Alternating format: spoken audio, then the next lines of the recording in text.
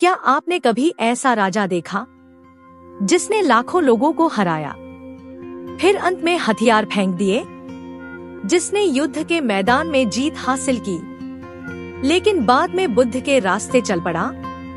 ये कहानी है उस सम्राट की जिसे इतिहास देवप्रिय और प्रियदर्शी कहता है। वो थे सम्राट अशोक। आज जानेंगे कि कैसे वह एक निर्दयी सम्राट बना और बाद में बौद्ध धर्म का सबसे बड़ा प्रचारक बन गया। तैयार हो जाइए, क्योंकि आज हम आपको ले चलेंगे 2300 साल पहले मौर्य साम्राज्य की उस कहानी में जहां से भारत का इतिहास ही बदल गया।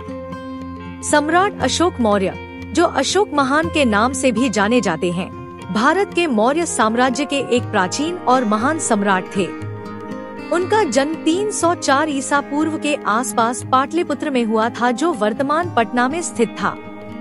अशोक चंद्रगुप्त मौर्य के पोते और बिंदुसार के पुत्र थे। उनकी माता का नाम धर्मा या सुभद्रांगी था। उनके कई भाई बहन भी थे, लेकिन इसका कोई प्रमाण नहीं मिलता है। अशोक को उसके भाइयों की तुलना में कम महत्व दिया जाता था, क्योंकि उसकी मां किसी उच्च घराने से नहीं थी। अशोक का शासनकाल 268 ईसा पूर्व से 232 ईसा पूर्व तक चला।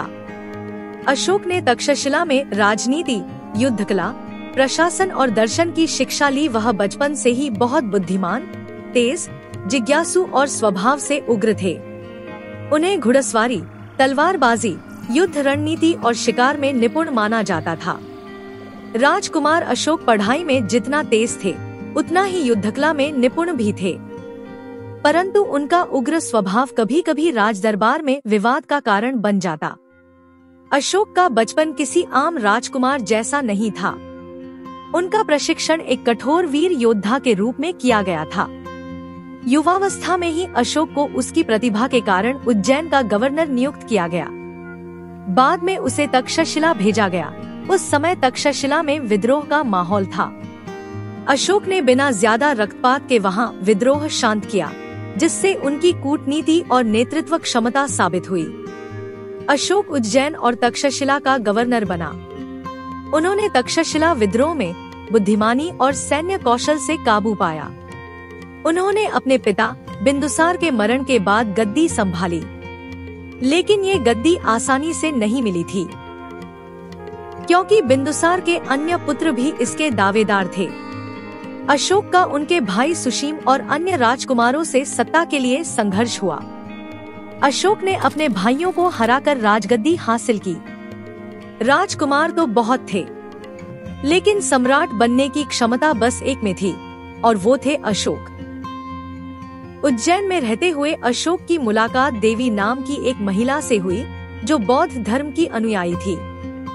अशोक ने देवी से विवाह किया और उनसे 2 संतानें प्राप्त हुई, महेंद्र और संघमित्रा, जो आगे चलकर बौद्ध धर्म प्रचारक बने। अशोक का सबसे मशहूर युद्ध कलिंग का युद्ध था, जो 261 ईसा पूर्व में लड़ी गई थी। ये युद्ध अशोक के जीवन का एक महत्वपूर्ण मोड़ था। इस युद्ध में कई लोग मारे गए थे और भूमि लहू से लाल हो गई थी। युद्ध के बाद अशोक को अपने कार्यों पर खेद हुआ। इसी कारण उन्होंने युद्ध और हिंसा से अपने जीवन को दूर करने का निश्चय किया। विजय उसके कदम चूम रही थी, पर जमीन खून से लाल थी। वो युद्ध जीत गया था, पर इंसान हार गया था। कलिंग युद्ध के बाद अशोक ने बौद्ध धर्म अपनाया और धम्म का प्रचार किया। अहिंसा, समानता और धार्मिक सहिष्णुता के सिद्धांतों को अपनाया। अशोक ने अपने साम्राज्य में शांति का संदेश फैलाया। अशोक ने आत्मशांति की तलाश में बौद्ध भिक्षु उपगुप्त से मार्गदर्शन लिया। उन्होंने 84,000 स्तूप और धम्म यात्राएं करवाई। बौद्ध धर्म अपनाने के बाद अशोक को लोग धम्माशोक यानी धम्म का अनुयायी अशोक और प्रियदर्शी अर्थात प्रजाप्रिय कहने लगे। उन्होंने युद्ध से अहिंसा की ओर और साम्राज्य से मानवता की ओर रुख किया। वो सम्राट था जिसने आधी दुनिया जीती, लेकिन सबसे बड़ी जीत उसकी अपने भीतर के क्रोध पर हुई। अशोक ने हमें सिखाया कि सच्चा साम्राज्य तलवार से नहीं, बल्कि करुणा से चलता है।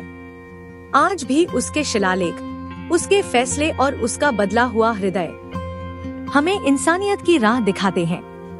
अगर सम्राट अशोक की यह कहानी आपके दिल को छू गई हो तो इसे जरूर शेयर करें, क्योंकि इतिहास तभी जीवित रहता है जब हम उसे याद रखते हैं। तो दोस्तों, ये थी अशोक की कहानी।